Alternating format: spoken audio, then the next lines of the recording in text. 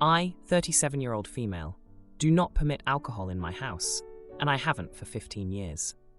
There is a lot of alcoholism in my family, and in my late teens and early 20s, I was a problem drinker.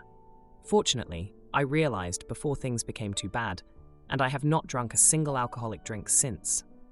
I don't object to others around me drinking. I just won't myself and don't want it in my house. All of my family and friends are aware of this and the reasons why. A group of my friends and I enjoy playing board and card games. We have decided to have a games night once a month, taking turns to host in our homes.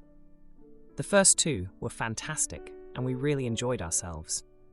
Some people were drinking alcohol and others weren't. My turn is coming up, and as I make the preparations, I reminded people that I don't allow alcohol in my house. However, if they wanted to bring non-alcoholic beer or wine, then that's okay. And I could make up a few different mocktails. I thought that would be a reasonable compromise, and that people would be fine with not drinking for a 3-hour event. Unfortunately, that was not the case. Two of the group were extremely unhappy with that. They said that while they were aware of my house rule, they just thought I meant that I don't have alcohol in my house and that I wouldn't object to others bringing some. I don't know where they got that idea, because all events in my house they have come to were alcohol-free. Although, I've only really hosted brunches and lunches where people tend not to drink anyway. They also said that not permitting them to bring alcohol was inappropriate and showed I was a bad host and a bad friend. We did end up in an admittedly petty argument where they said that I was a hypocrite for not letting them drink because I was practically an alcoholic at one point. And if I still can't be around alcohol after all these years, then I needed help. I responded and said that if they can't go 3 hours without drinking, then it was them that needed help. We tried not to get the others involved in the argument because we didn't want them to feel like they needed to take sides. But the argument ended up going from an in-person one to an argument on our friend group chat. This has, of course, led to people taking sides, even those friends who are in the group chat but don't attend the games nights. I'm thinking of withdrawing from the games nights because of all the fighting. I still don't want alcohol in my house, but other people have been saying that I'm in the wrong for not complying with our country's social norm of drinking alcohol at events and parties. Others have said that there is nothing wrong with me having boundaries and that people shouldn't automatically expect to be allowed to drink alcohol at every event. I don't really know what to think about it, because they are right that where we live has a huge drinking culture, and it is more normal than not to drink at evening events. Am I the idiot for not allowing people to drink alcohol in my house? Edit. It's been mentioned a few times that people don't understand why I won't allow alcohol in my house when I am fine being around people drinking elsewhere, so I thought I should address that. A lot of my worst memories around drinking happened at home. I'm not even sure I can properly describe the pit of self-loathing and despair I felt when things were at their worst. I was also at home when I realized I had problems, and I felt so disgusted with myself, and then so trapped that I left and stayed with my mother for a while because I couldn't face going home. Some family friends cleared my house of alcohol for me before I went home. It took a long time to feel comfortable in my home again, and when I did, it became my alcohol-free sanctuary in a world where drinking is so common. I have this bizarre feeling that my sobriety is somehow linked to my home being alcohol-free, and I am afraid that by allowing alcohol in, I will slip back into the hole I was in before. I also feel I can be around people who are drinking because I know I get to go back to my safe place. Now, for a few comments before the update. Comment 1. Not the idiot. You have a right to set the norms for your home, regardless of societal norms. I expect people to take their shoes off when they enter my house, regardless of what they do in others' homes. I have been asked to pray before a meal, regardless of my beliefs, so I will respect it with a quiet moment while the others pray. When you enter someone's home, you should respect their expectations. If you can't do that, you should stay away. If your friends come to your home, they should respect your choices. I wouldn't leave the game group, but that is your call. If people want to drink, they should offer to host in your place. Comment 2. Not the idiot. It's your house and your rules apply to anyone visiting. I am also sober. I lost an uncle to alcoholism 3 years ago and realized shortly after that, while my drinking wasn't that bad, it wasn't something I should continue doing. While I don't take issue with going places, attending events with alcohol, I don't allow it in my house. If people can't be respectful of that, they don't need to come over. Now, for the update. Hey everyone, it's been 3 months since my last post, and wow, a lot has happened. I never imagined that my simple rule about no alcohol in my house would lead to such drama, but here we are. So, after the big blow-up with my friends over the games night, things got even more heated. Remember how I mentioned that 2 of the group were really unhappy with my no alcohol rule? Well, one of them, let's call her Sarah, decided to take things to the next level.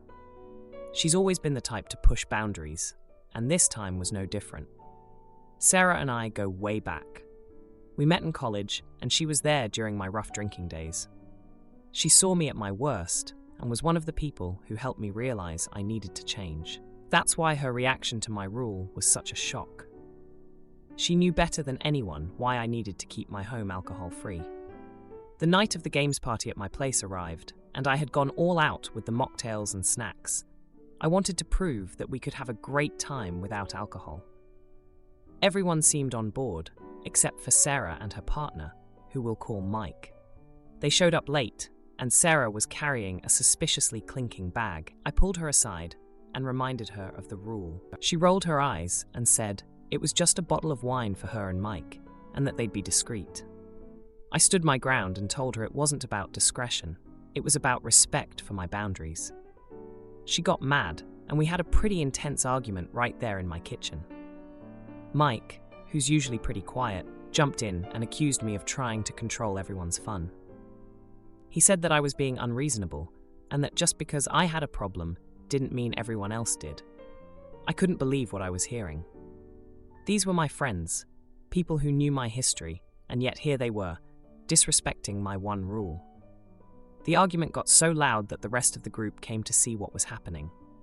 It was embarrassing, and I felt like I was back in those dark days when my life revolved around drama and drinking. In the end, Sarah and Mike left in a huff, taking their bottle with them. The rest of the night was awkward, to say the least. Some friends were supportive, while others seemed to think I had overreacted. It was a mess, and I was starting to regret ever hosting the games night. But then, something unexpected happened. A week after the disastrous party, one of the quieter members of the group, let's call him Tom, reached out to me. He said he'd been thinking a lot about what happened, and that he admired my commitment to my sobriety. He confessed that he'd been struggling with his own drinking, and that seeing me stand up for myself had inspired him to seek help. Tom's confession was a turning point. It reminded me why I had set the rule in the first place, and that it wasn't just about me. It was about creating a safe space for anyone who might need it. We started talking more, and he's been doing really well with his sobriety journey. As for the rest of the group, things have been tense. Sarah and Mike have been hosting their own game nights, with plenty of alcohol, and there's been a clear divide in the group. Some have stuck with me, while others have drifted away. Just when I thought things couldn't get any more complicated, another news dropped. Mike reached out to me, apologizing for his behavior. He said that he and Sarah had been going through a rough patch and that he'd been drinking more than usual to cope. He admitted that he'd been projecting his frustrations onto me and that he was sorry. I was floored. Mike had always seemed so together, and I had no idea he was struggling. We had a long talk, and I offered him the same support I'd given Tom. It was a reminder that you never really know what's going on with someone behind closed doors. Now, here's where the misunderstanding comes in. Last week, I got a message from Sarah. She said she wanted to apologize and talk things out. I agreed, thinking it was time to bury the hatchet. We met up at a local cafe, and she started by saying she was sorry for bringing alcohol to my house. But then, she said something that made my jaw drop. She told me that she thought my no alcohol rule was because I was pregnant and didn't want to be tempted. I was stunned. I have no idea where she got that idea, but it was completely wrong. I explained to her, again, that my rule was about my past with alcohol and my need to keep my home a safe space. Sarah was embarrassed, and we both laughed at the absurdity of the situation. It was a weird moment, but it broke the ice, and we were able to talk more openly about everything that had happened. Mill found out I invited my mom over after giving birth, and she was pissed, so I invited her over for a brief visit.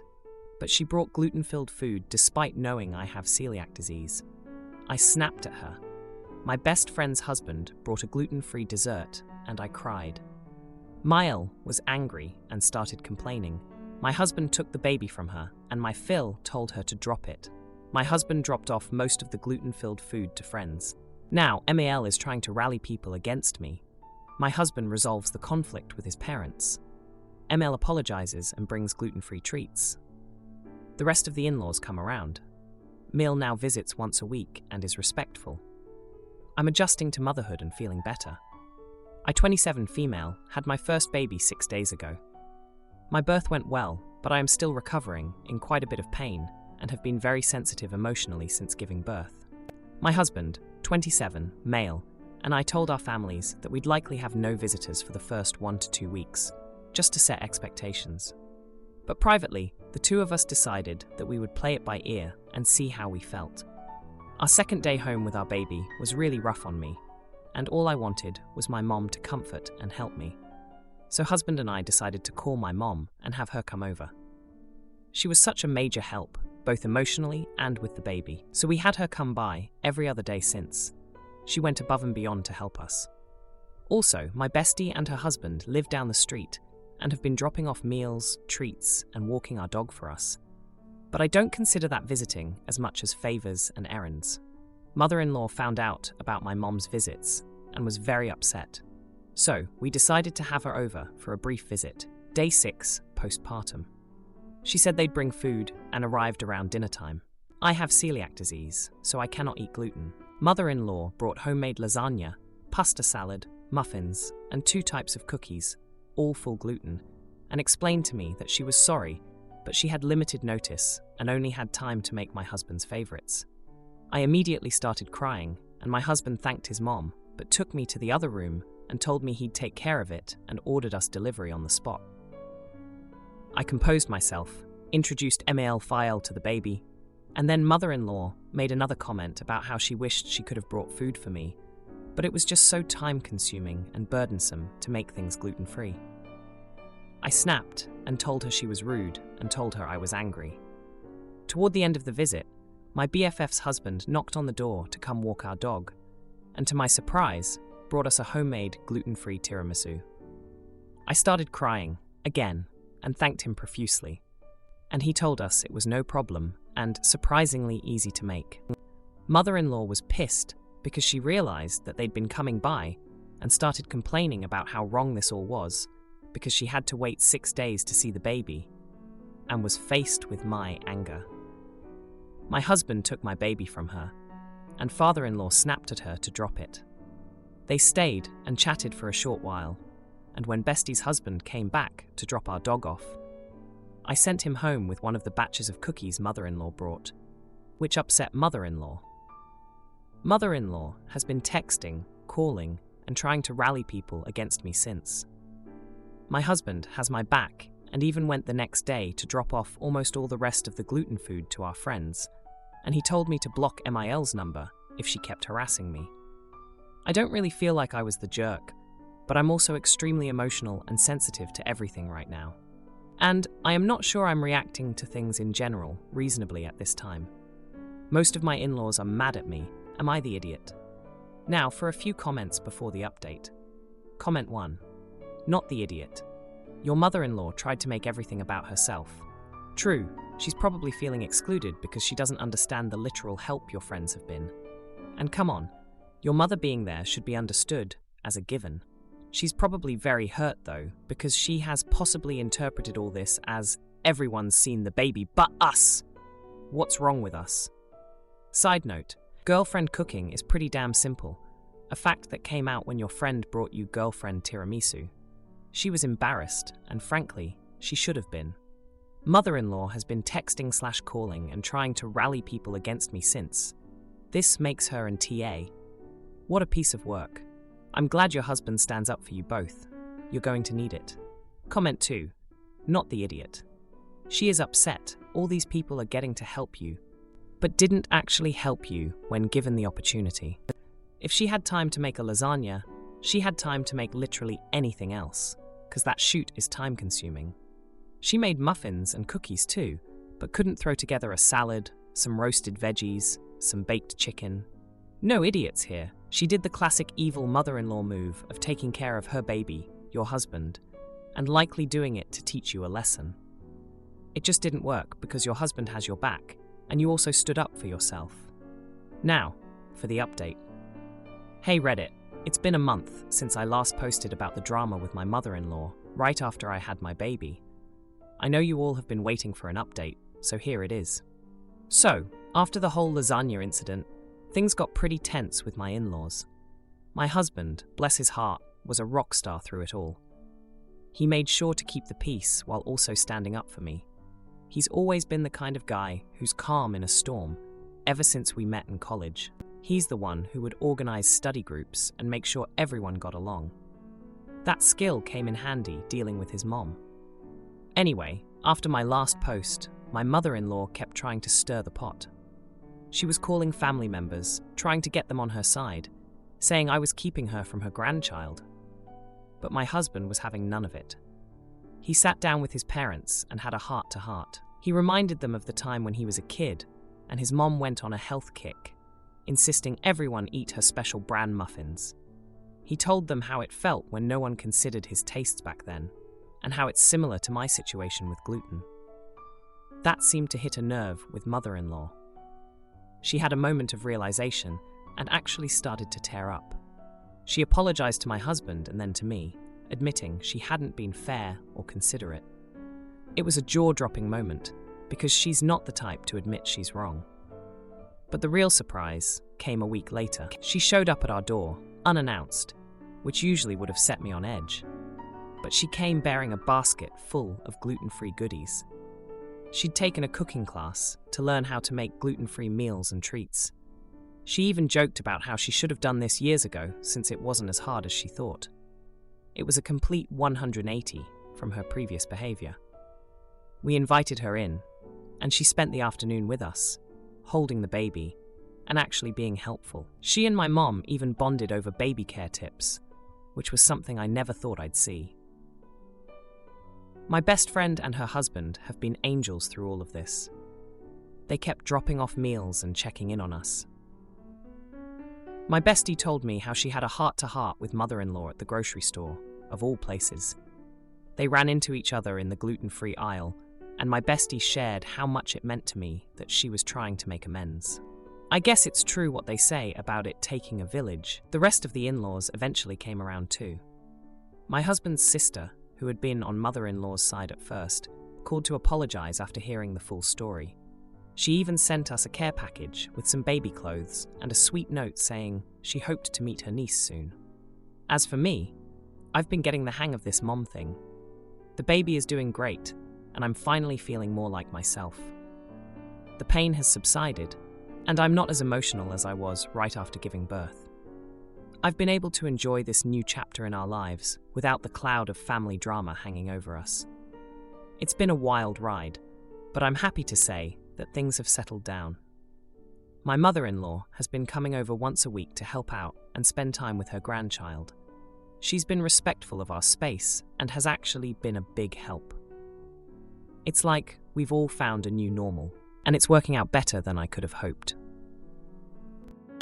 Mom asks me to paint for free, and then she ignores me when she goes to get lunch. Oh boy, she'll regret it. I am a 16-year-old female, and I live with my 17-year-old brother, along with our parents. Since I'm an artist, my mom asked me to paint something for a project she's working on. At first, I was hesitant, and originally not going to do it since I don't make art for free, but she was being very persistent, so I agreed to help, just to get her to stop asking. Today, she went to drop off some library books and asked me to go with her. She told my brother, 17-year-old male, that she was going to stop to get some lunch and asked him what he wanted. He said he wasn't very hungry and not to get him anything. She never asked me what I wanted, but I assumed since I was going with her, she would ask me once we got there. We dropped off the books and she started making her way home. I asked her if we were still getting lunch, and she said, "No, your brother isn't hungry." I said, "Well, I'm hungry. I haven't eaten today and there's no food at the house." And I'm not exaggerating. We are out of food because my parents need to go grocery shopping.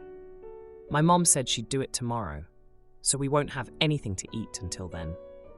If we had ingredients, I would just make something, but we don't even have enough stuff to make a homemade meal. She called my brother and once again asked him what he wanted to eat. He said, "I'm not that hungry, just get me something small." She never asked me what I wanted. We pull into the drive-thru and she still didn't bother to ask me what I wanted to eat. She orders what my brother asked for and something for herself. Then, without asking me if I wanted anything or giving me enough time to spit out my order, she said, "That will be everything." Then drove through the line. I was shocked and really upset. But what really irks me is she seemed completely oblivious to what she did. She was just like, "You didn't want anything, did you?" after we got the food. Of course I wanted something. I told you before we pulled in that I was hungry and didn't eat anything today. She wasn't even going to get food. She was going to drive straight home until I said something. Then she had the audacity to tell me that I need to work on her stupid project when we get home. I'm really fed up that she keeps demanding I do this for her without even offering me compensation, or at the very least, getting me something to eat so I'm not working on an empty stomach. When we got home, I told her she can do it herself and that I won't be helping her with it. She called me rude and entitled, and maybe I am, but I feel disrespected, and I won't take that from my own mother. So, am I the idiot? Now, for a few comments before the update. Comment 1. If not having groceries or receiving any food for most of a day or more is a regular thing, please reach out to someone you can trust. To be honest, I'm not cool with it even happening once. Comment 2. Tell her you can't concentrate with an empty stomach. And please alert someone, father, grandparent, aunt, uncle/teacher, etc., that you trust that your parent is not providing you with food. Now, for the update. Hey everyone, thanks for all the support on my last post. It's been 3 months since then, and boy, do I have an update for you. Remember how my mom asked me to paint something for her project? Well, I ended up doing it. I thought maybe it would make things better between us, but things just got more complicated. My brother, who's always been the golden child, started dating this girl, Jenna. She's in my art class and always admired my work. So, when she found out I was working on a piece for my mom, she wanted to see it. I showed Jenna the painting and she loved it. She even convinced my brother to hang it up in his room. That's when things took a turn. My mom found out and got furious. She said the painting was supposed to be for her project, not for my brother's room. I tried to explain that it was just until her project started, but she wouldn't listen. Then, one night, I overheard my parents talking.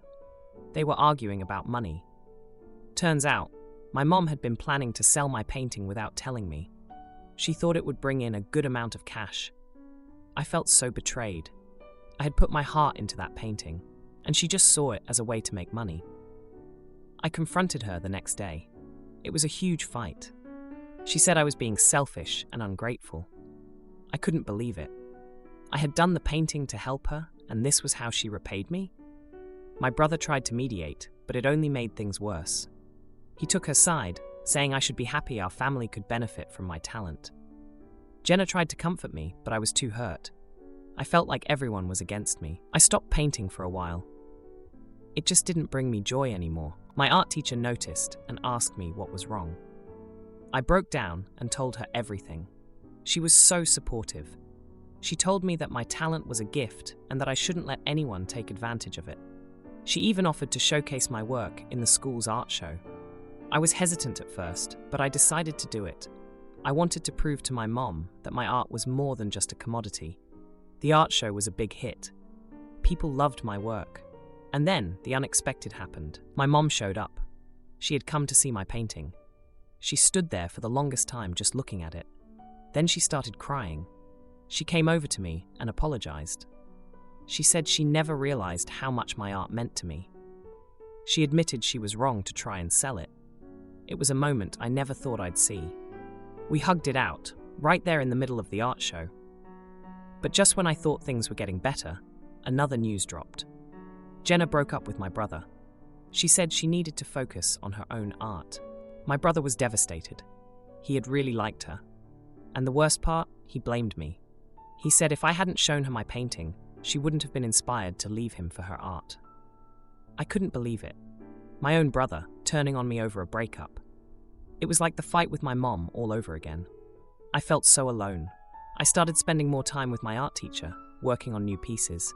She became like a mentor to me. And now, here we are. 3 months later, and my family is still healing. My mom and I are on better terms, but things with my brother are still tense. He's still heartbroken over Jenna, and I don't know if he'll ever forgive me. If you like this video, you'll probably like these too. Also, while you're here, please consider subscribing. It's your support that keeps this channel alive and allows me to make better and longer videos. Have a great day.